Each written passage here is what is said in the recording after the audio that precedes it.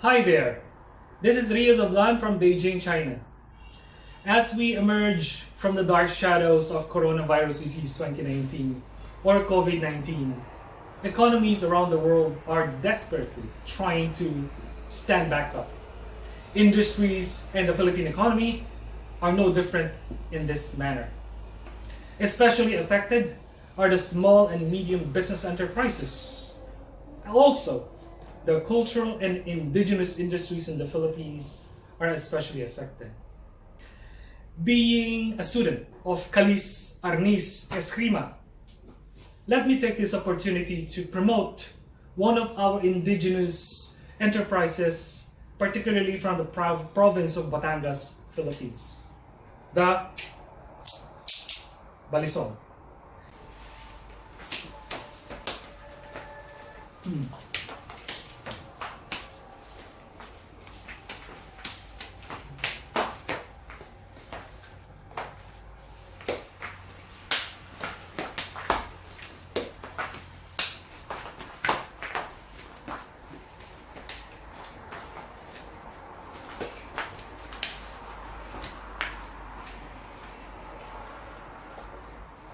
Balisong from Batangas, Philippines.